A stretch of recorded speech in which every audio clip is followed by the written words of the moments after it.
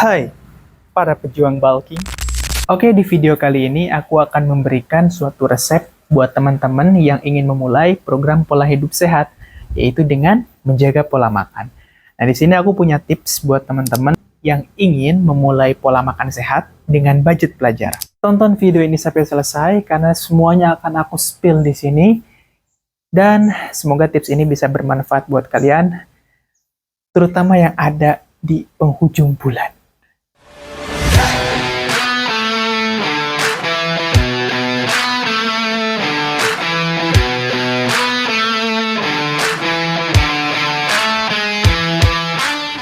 Nah, buat kalian yang suka dengan konten seperti ini, silahkan tanpa bosan-bosannya aku mengajak buat kalian untuk subscribe, ya.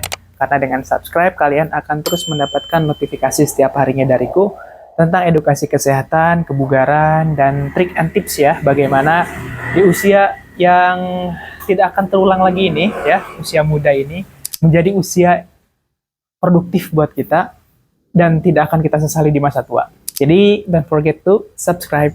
Kalian juga bisa request nih, barangkali ada tema apa yang perlu aku bahas di kolom komentar, atau mungkin ada yang ingin dikonsultasikan, silahkan ya, langsung aja isi kolom komentar di bawah.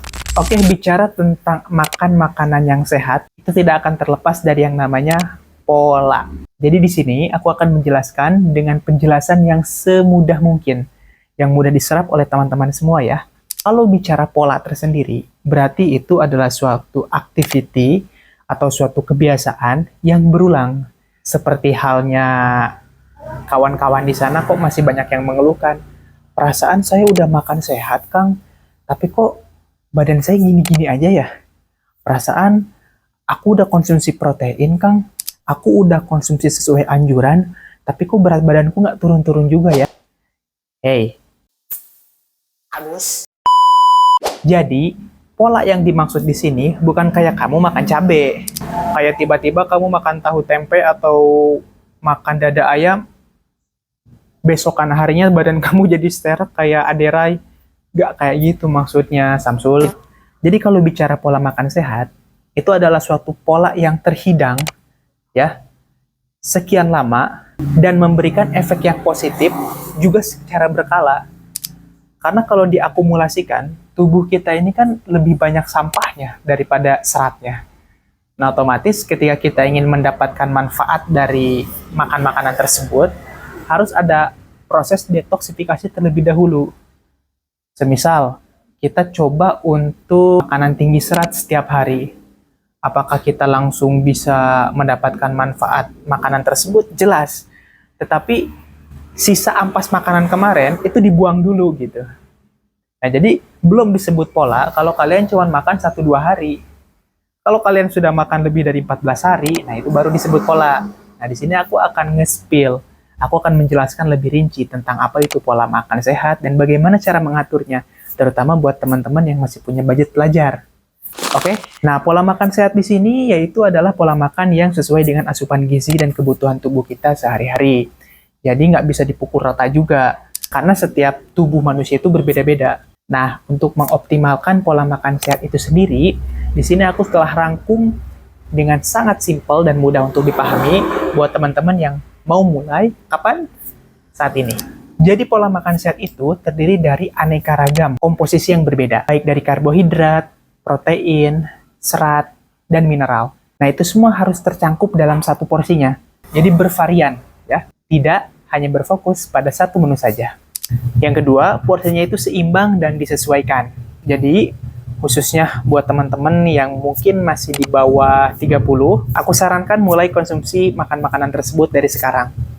Karena ini waktu penyerapan yang bagus untuk masa tumbuh kembang kalian. Lain halnya ketika usia kalian sudah 30 tahun ke atas. Di usia tersebut, setiap tahunnya kalian sudah mulai kehilangan massa otot. Kemudian fungsi organ pun sudah mulai berkurang. Nah, maka dari itu, buat teman-teman yang masih muda nih, ini waktu yang pas. Tapi bukan berarti yang sudah lanjut usia tidak bisa mempraktekannya. Bisa, mungkin porsinya harus lebih ditakar dan lebih disesuaikan. Nah, yang nomor 3, kalau kalian sudah mulai ingin konsisten, berarti kalian harus mulai menghindari zat-zat yang berbahaya. Seperti gula berlebih, garam berlebih, lemak trans, lemak jenuh, dan pengawet. Nah, kelima zat ini harus benar-benar teman-teman hindari semaksimal mungkin.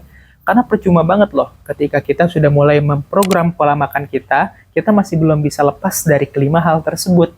Jadi terkesan kalian tuh kayak lagi beresin kamar, atau kayak lagi nguras bak, ya, dari lumut, dari kotoran, segala macam. Nah, setelah kalian bersihkan, kalian sikat, kalian isi lagi bukan dengan air bersih, tapi dengan comberan. Nah, kira-kira gimana? Jadi jangan siksa sistem metabolisme kalian dengan mencampurkan madu dan racun. Nah, yang keempat yaitu cukupi kebutuhan mineral tubuh. Karena sebagian besar tubuh kita ini adalah air, maka penting sekali tubuh kita untuk tetap terhidrasi. Maka apabila step dari awal kalian sudah bisa tempuh, nah ini yang paling penting, yaitu mencukupi asupan cairan tubuh dengan air putih ya, dengan kadar pH yang sesuai dengan kebutuhan tubuh kita. Apabila keempat step tadi sudah kalian jalankan, selamat. Tinggal konsistennya. Nah, bicara tentang karbohidrat, di sini aku akan merekomendasikan asupan karbo yang sesuai dengan pola makan yang sudah mulai aku terapkan 1 tahun belakangan ini. Yang pertama yaitu nasi merah. Nasi merah memiliki kadar serat yang cukup tinggi, energi yang cukup, dan kalori yang lebih sedikit daripada nasi putih. Kemudian nasi merah juga diperkaya oleh vitamin-vitamin yang dibutuhkan oleh tubuh, seperti vitamin B1, thiamin untuk meningkatkan metabolisme tubuh, kemudian vitamin B3, niacin, yaitu untuk menjaga kulit dan syaraf, dan terakhir yaitu vitamin B6, pyridoxine, untuk meningkatkan kadar hormon dan fungsi otak. Nasi merah pun diperkaya oleh magnesium yang terbukti untuk menjaga kesehatan tulang, fosfor, dan zinc, yang semuanya berfungsi untuk meningkatkan sistem kekebalan tubuh. Jadi kalau teman-teman sudah mulai rutin konsumsi nasi merah di tengah cuaca yang tidak menentu ini, maka teman-teman akan terlindungi dari penyakit-penyakit yang sering menerjang kita akhir-akhir ini. Dengan antioksidan yang tinggi, nasi merah mampu melawan segala jenis macam radikal bebas dan juga antiinflamasi atau peradangan. Kurang hebat apa coba? Ini semua bisa kalian dapatkan start from Rp18.000. Ya, lebih mahal dari beras putih sih, tapi kan setelah kita tahu sendiri manfaatnya seperti apa, worth it nggak sih? Nah, selanjutnya menu yang perlu kalian lengkapi yaitu dari segi protein. Nah, protein sendiri terbagi dua, yaitu protein nabati dan protein hewani. Untuk protein nabati, itu terdiri dari tahu dan tempe. Nah, ini makanan sejuta umat ya. Kayaknya kita nggak akan pernah bisa lepas dari menu ini. Tahukah kamu bahwa di dalam tahu tempe itu terdapat 18-20 gram protein yang bisa kalian dapatkan dengan harga Rp10.000 aja. Kemudian untuk protein hewaninya, kalian bisa dapatkan dari ikan dan ayam. Terdapat 31-33 gram protein loh di dada ayam. Keren nggak? Nah, itu semua bisa kalian dapatkan mulai dari 30 ribuan aja. Nah, yang terakhir yaitu sayur dan buah.